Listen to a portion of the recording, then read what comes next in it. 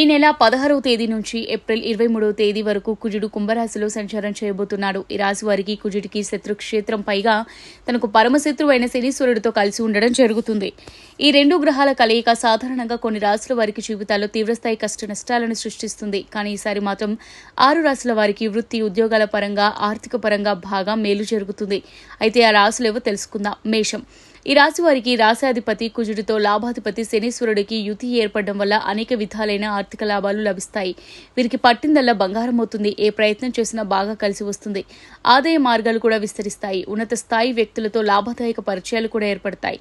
వృషభం. ఈ రాశి వారికి దశమ స్థానంలో పాపగ్రహ యుతి ఏర్పడినందువల్ల వృత్తి, ఉద్యోగాల్లో కొన్ని కీలకమైన సానుకూల మార్పులు, చేర్పులు చోటు చేసుకుంటాయి. అలాగే అధికారం యుగానికి అవకాశం వస్తుంది.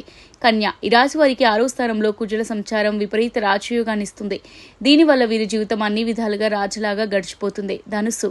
ఈ రాశి వారికి 3వ స్థానంలో ఈ రెండు పాపగ్రహాల కలయిక వల్ల ఏ ప్రయత్నం తలపెట్టినా కూడా విజయవంతం అవుతుంది. అలాగే వ్యక్తిగత కుటుంబ సమస్యలు ఏవైనా ఉంటే పరిష్కారం అవుతాయి. అంతేకాకుండా ఆరోగ్యం కూడా బాగా కుదురుపడుతుంది. మకరం. ఈ రాశాధిపతి శనీశ్వరుడు ధనస్థానంలో ఉండడం, అక్కడ లాభాధిపతి కుజుడు కలవడం వల్ల ఆకస్మిక ధనలాభానికి అవకాశం ఉంటుంది. భూ సంబంధమైన ఆస్తి కలిసి వచ్చే అవకాశాలు కూడా ఉన్నాయి. కుంభం.